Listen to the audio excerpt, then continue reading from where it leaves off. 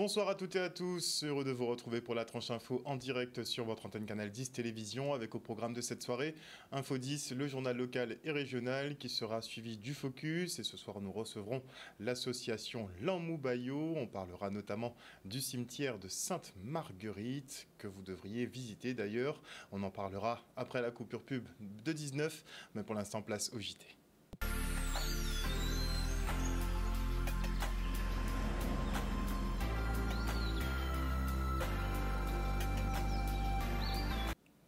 Nous sommes le jeudi 23 mai 2024 et Emmanuel Macron a déjà quitté la Nouvelle-Calédonie. Un passage éclair sur l'archipel lors duquel le chef de l'État n'a apporté aucune réponse à la crise politique. Il n'a pas manqué de faire part de ses exigences, à savoir le déblocage de l'île dans les plus brefs délais. Selon lui, les indépendantistes seraient d'ailleurs disposés à lever les barrages dès demain. Une théorie à vérifier.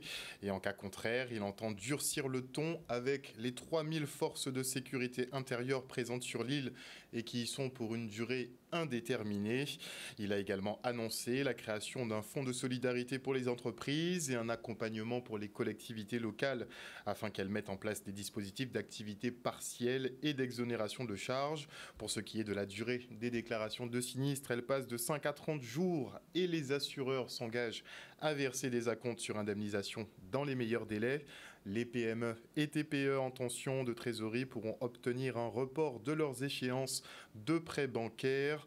De quoi un peu rassurer effectivement le monde économique, mais aussi toutes les personnes sinistrées pendant les émeutes. Et d'un point de vue politique, le plus important, Emmanuel Macron refuse de remettre en cause le 3e référendum qui marque l'appartenance de la Nouvelle-Calédonie à la France. Et le projet de loi de réforme du corps électoral se fera dans l'acceptation ou dans la douleur, mais sera tout de même effectif et selon a priori le calendrier qui a déjà été fixé. Et aujourd'hui, à l'école élémentaire du bourg de Sainte-Rose, l'heure était à l'apprentissage de l'histoire de l'esclavage et des abolitions, car il est important de connaître le passé pour ne pas reproduire les mêmes erreurs. Beaucoup devraient revoir un petit peu l'histoire, ce serait sympa. Regardez.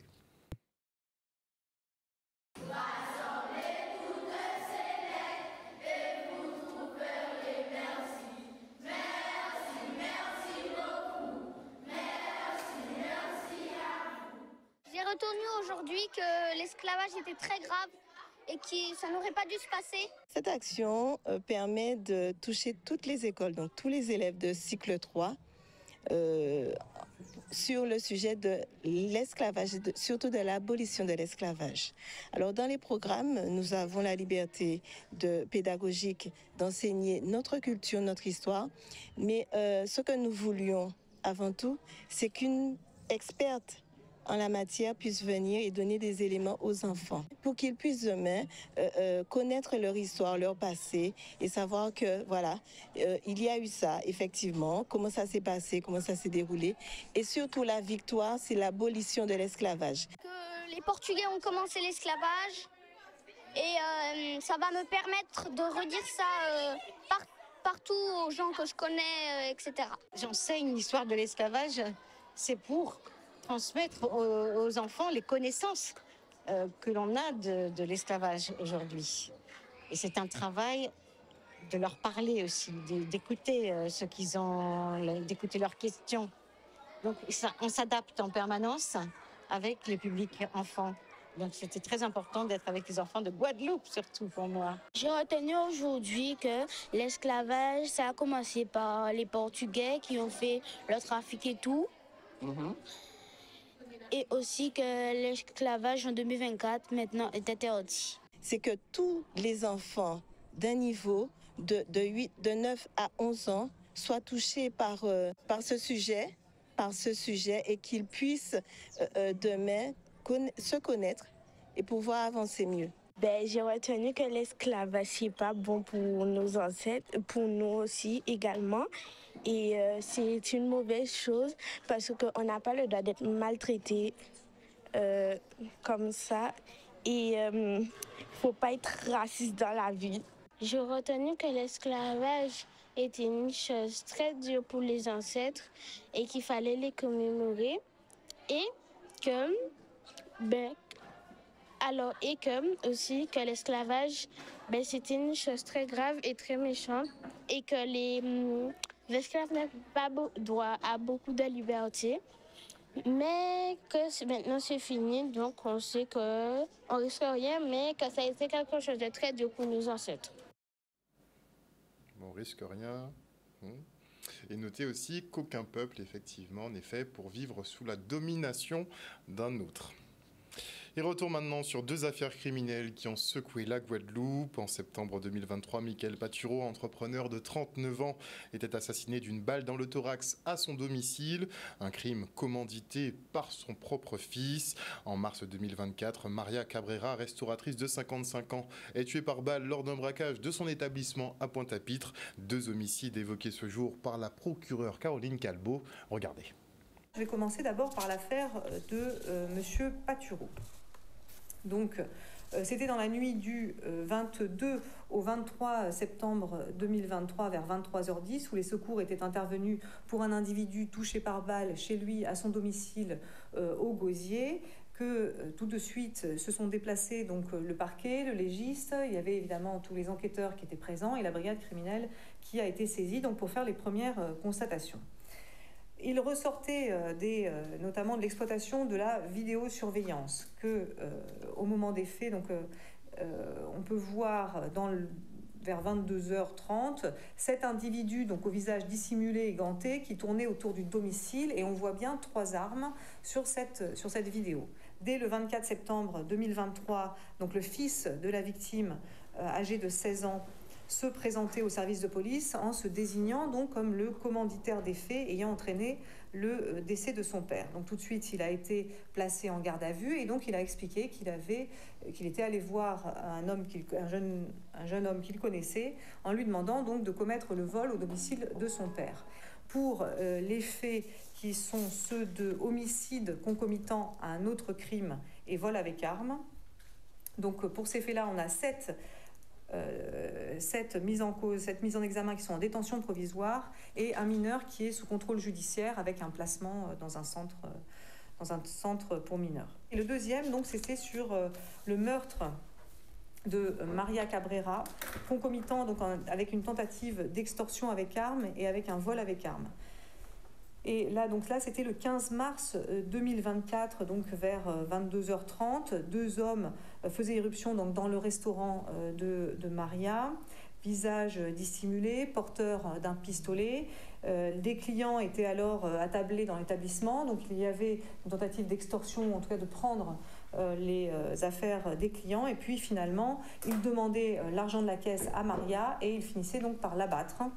Parce qu'elle a vraiment été abattue d'une balle qui entraînait son décès immédiat malgré la tentative de secours et de premier geste de secours qui a été réalisé par une aide-soignante, une passante qui passait à ce moment-là. Le tireur en fait a été interpellé quelques jours plus tard puisqu'il a été lors d'un contrôle par les services de police donc interpellé en pointant son arme sur les policiers donc en flagrance. Il est interpellé et à ce moment-là donc la police technique et scientifique a pu faire un rapprochement entre lui et des traces qui avaient été relevées sur les lieux du meurtre de Maria. Donc ces éléments matériels ont permis d'identifier formellement comme le tireur. C'est un homme âgé de 30 ans donc qui a été écroué dès le 28 mars 2024. Effectivement, cette information n'a pas été délivrée tout de suite parce qu'il était important de pouvoir retrouver son co-auteur complice et donc parce qu'il a reconnu son implication ce soir-là et en tout cas il a reconnu avoir tiré.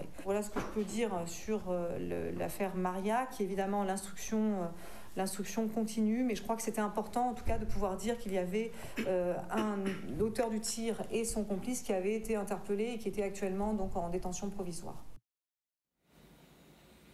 Et notez que la préfecture a acté le prolongement du couvre-feu sur les territoires de Pointe-à-Pitre, hors effectivement centre-centre, et des Abîmes. Et donc c'est un renouvellement pour 1 mois, à savoir donc jusqu'au 22 juin prochain. Et le bilan de la saison de croisière 2023-2024 est positif, avec 242 escales, dont 117 sur les installations du port Caraïbes. On assiste à un retour au niveau d'avant le Covid. Une satisfaction pour le CTIG qui souligne l'importance de mener des études afin d'obtenir des données chiffrées qui induisent une meilleure prise de décision. Regardez. Sur le plan des chiffres, on a une saison 2023-2024 qui est de bonne qualité.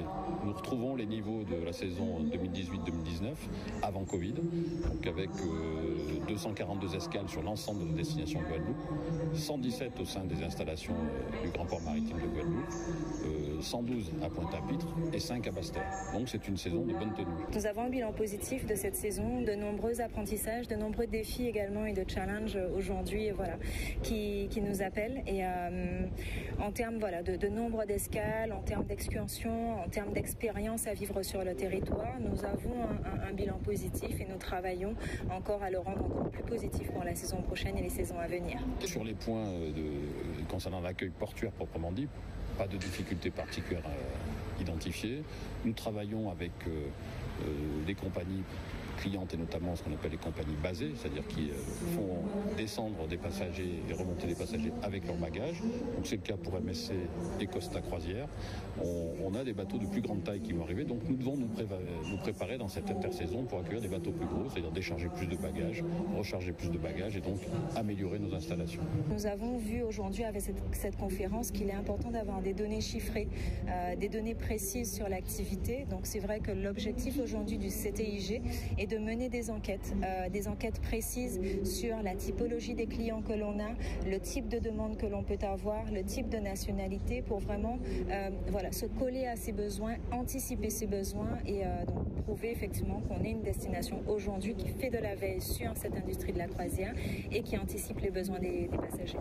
Un reportage de Maxime Morel et noté en bref qu'Air Antilles ne devrait pas tarder à reprendre du service. C'est la fin du mois qui avait été annoncée. Bon, ce sera un petit peu décalé certainement. En tout cas, depuis sa liquidation et sa reprise par la collectivité de Saint-Martin et EDIS, la compagnie aérienne fait face à des obstacles qui freinent son redémarrage, comme la commande de pièces ou la modification de leur système de réservation. Des aléas, mais le ciel semble s'éclaircir puisque Air Antilles a obtenu aujourd'hui son certificat de transport aérien qui marque donc son engagement à rendre les déplacements dans la région plus accessible. Ce sera accessibilité en termes de fréquence, offrir aussi, je crois, quelques nouvelles escales et surtout, ce serait bien de jouer sur les prix. Et la Chambre de métiers et d'artisanat de Guadeloupe, elle propose à ses mandants de mieux maîtriser les offres de services de l'URSSAF et pour ce faire, elle organisait une rencontre avec tous les pros. Regardez. C'est une démarche que nous avons initiée il y a quelques temps de cela, il y a déjà plus de 3 mois. Et nous continuons encore à sensibiliser, à mobiliser les équipes de la CGSS et notamment aujourd'hui sur la Chambre de métiers de l'artisanat pour être au service de nos mandats, pour pouvoir les accompagner au niveau social. Nous connaissons très bien les difficultés que rencontrent nos artisans sur le territoire, donc nous voulons être plus proches de nos mandats. C'est pour ça que les équipes de la CGSS sont mobilisées aujourd'hui pour être à nos côtés. C'est dans la politique de la relation avec nos cotisants, de l'amélioration, de l'accompagnement. C'est une politique qui est mise en place depuis un certain moment par notre direction générale. Les allées verts sont réalisés dans toute la CGSS, par toutes les directions, que ce soit la MSA, l'assurance maladie, l'assurance retraite. Et nous faisons aussi des opérations mutualisées. Ce matin, on présente les offres de services de l'URSSAF et également les missions de l'URSSAF. Et on fait des focus sur les sites sur lesquels les cotisants peuvent aller faire toutes leurs démarches sans avoir à se déplacer d'ailleurs. Et c'est ce qu'on est en train de leur inculquer en fait, c'est qu'ils peuvent faire tout ce qu'ils veulent en fait comme démarche en restant chez eux et faire en fait ce qu'ils croient où ils sont obligés de se déplacer, alors que non, ils peuvent faire tout de chez eux. Nous sommes des travailleurs, nous sommes des artisans, voilà, c'est le mot que je cherchais, et on a très souvent la tête dans le guidon. Donc on n'a vraiment pas de temps, on n'est pas structuré comme de grandes entreprises, donc avec des impossibilités des fois de se déplacer, de se structurer. Donc c'est une très bonne opportunité que nous offre la Chambre des métiers. quand l'artisan est dans ses fourneaux pour certains, ses chantiers pour d'autres, eh bien, ils ont quelque part la mauvaise habitude de négliger tout ce qui est administratif. Et nous sommes là justement pour les accompagner et régler pour beaucoup leurs difficultés qu'ils ont souvent avec la sécurité sociale, l'URSSAF notamment. Et aujourd'hui, toute l'équipe de l'URSSAF est déployée ici à la Chambre de métier pour pouvoir les accompagner parce que les problèmes sont différents en fonction de chacun. Et afin d'améliorer l'écoquartier de Grippon à Morne-à-l'Eau, la municipalité a organisé une déambulation avec des architectes. L'objectif, recueillir leur vision sur le développement de cette zone verte en plein centre-ville. Regardez. On a réalisé ici des bâtiments, ça a été dénommé la cour résilience. C'est un peu à l'image de la vie guadeloupéenne, la cour, les gens vivaient dans les cours, etc. Voilà. Donc c'est une très belle réalisation, je pense que les architectes apprécient. Et puis il y aura la déambulation dans le quartier de Grippon pour voir un petit peu les rénovations que nous voulons porter au sujet de l'habitat ici à Morne-à-l'Eau, des bâtiments publics. Et je leur disais que les bâtiments ici à Morne-à-l'Eau sont très anciens, donc il faut les rénover, il faut aussi les conforter sur le plan parasismique. Donc il est toujours bien d'avoir ces gens-là, ces architectes, ces gens de là ici afin de nous accompagner, de nous donner des idées. Je trouve que la visite est très intéressante parce que l'idée, je crois que c'est dans le cadre Petite Ville de demain, c'est de faire revenir les habitants habiter le centre-ville et puis maintenant avec les lois ZAN, donc zéro artificialisation nette des sols pour 2030, 2040, etc. On voit bien qu'on ne peut pas consommer l'espace et qu'il faut bien à un moment qu'on réinvestisse des espaces déjà occupés en les améliorant et en les aménageant. Et là, on n'est pas sur du bâtiment, là on est sur de l'urbanisme avec une projection dans une ville, un centre-bourg, pour garder la population sur place, pour éviter qu'elle fuit dans les périphéries. Il y a tout un engagement socio-économique futur sur ce projet. Et en plus, quand il nous dit que la rue Achille Bonneuf va devenir un espace public, piéton, sans voiture, enfin, on commence à y arriver, des zones piétonnes en Guadeloupe. Elles sont rares. L'idée, c'est de réfléchir, et là, l'exemple qu'on a vu ce matin, c'est un très bel exemple, parce qu'effectivement, on a bien expliqué comment on pouvait garder ces espaces intérieurs, locaux, ça s'appelle, c'est ça, il a dit, voilà, locaux, et qui servent à la fois à maintenir la biodiversité à l'intérieur en plantant, etc., donc, et en ayant de la végétation en centre urbain, mais aussi les enfants peuvent jouer dans ces espaces extérieurs. C'est ce que nous, on appelle les communs, quoi. C'est là où, effectivement, il y a un espace qui est privatisé, enfin, privatisé, mais à tout le monde. Il faut remercier la municipalité, monsieur le maire, la municipalité de Morne-à-l'Eau de nous avoir accueillis, de nous avoir expliqué leur projet. Et on espère pouvoir revenir pour visiter les constructions au fur et à mesure et dans le temps. Un reportage de Solène Fèvre. Et on sera à la friche industrielle à Bémao pour la Journée internationale de la biodiversité, l'occasion d'intéresser et former les tout-petits sur la nature qui les entoure. Le reportage. Nous sommes à la friche industrielle de la ville de Bémao. C'est un très beau cadre, hein, comme vous pouvez l'apercevoir. Et aujourd'hui, nous sommes ici avec les enfants des écoles de la ville. Dans une journée, nous avons organisé la journée de la biodiversité. Il s'agit d'informer les enfants sur tous les aspects de la biodiversité, de la nature. Et en fait, nous voulons former des futurs ambassadeurs de l'environnement quelque part à travers les ateliers qu'ils vont avoir aujourd'hui. Nous avons fait appel à tous nos partenaires, Conservatoire du Littoral, le Parc, l'ONF, l'Office de l'eau, la MFR. Et tous ces gens, toutes ces personnes sont présentes pour initier nos enfants à l'environnement. La ville de Bémao a tout un agenda autour de la redécouverte, de la reconquête de la biodiversité. C'était l'occasion de faire découvrir ce que c'est que la biodiversité, notamment du territoire de Bémao, aux élèves, aux élèves de plusieurs écoles. Bon, le temps nous a un peu gênés, mais il y a quand même du monde. Et donc j'ai eu des élèves de primaire, j'ai eu des élèves du lycée agricole, et puis également le personnel communal aussi. Parce que la biodiversité, on en a tous entendu parler, mais on ne sait pas forcément exactement ce que c'est. Et donc là, on a vu, on a touché, on a entendu, on a écouté avec nos sens ce que c'est que tout ce qui est vivant, que ce soit des plantes, des champignons, des animaux ou bien nous-mêmes. Et le défenseur du Jardin d'Éden Guadeloupe, Guy Losbar, a remis des prix aux collégiens ayant participé à la 2e édition du concours Jardin en nous, une façon pour le département de valoriser les jardins pédagogiques déjà réalisés ou en devenir. Et cette année, 12 établissements étaient en lice pour tenter de s'imposer dans la catégorie Imagine ton jardin ou Raconte-moi ton jardin. Regardez. C'est une satisfaction pour moi puisque nous avons initié il y a 2 ans le dispositif Jardin en nous. Ce que je souhaitais, c'est que l'ensemble des collèges puissent participer, au-delà du concours, mais qu'il puisse y avoir un jardin dans chaque collège. Et cette année, c'est pratiquement les 42 collèges qui sont entrés dans ce dispositif. Donc, une très grande satisfaction, puisque c'est très important, c'est pour familiariser donc, les enfants avec nos plantes médicinales, nos fruits, nos légumes, et que cela puisse influer aussi sur notre mode de consommation. Donc, c'est une très bonne chose et aussi pour l'environnement.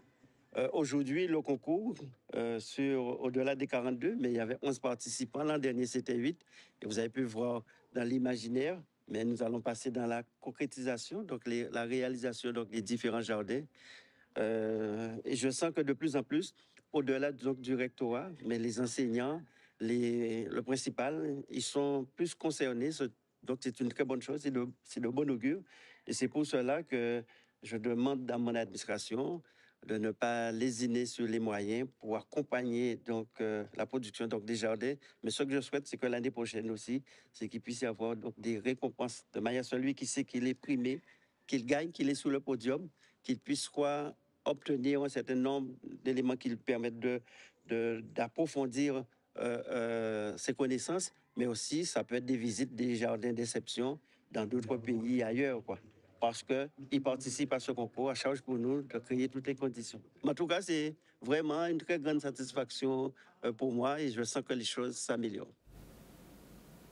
Voilà, chers téléspectateurs, nous sommes arrivés au terme de ce journal. Merci pour votre fidélité à ce programme. Notez effectivement qu'on attend de voir l'évolution en Kanaki, puisque le président de la République a effectué un passage éclair, moins d'une journée sur place. Il a rencontré les élus locaux, les acteurs économiques, mais aussi politiques de l'île. Il a aussi échangé avec les indépendantistes et notamment le leader du CCAT. Vous savez, un groupe qui fait beaucoup polémique, mais qui représente quand même les Kanaks. Ça, et de toute façon, ils ne peuvent pas le nier. Et il semblerait que les discussions aient abouti à un accord global qui devrait se mettre en place à partir de demain. Et visiblement, on devrait assister à une levée des barrages. Bon, on attend de voir. Une bonne soirée à vous à l'écoute de programme de Canal 10. On se retrouve demain. Bisous tout le monde.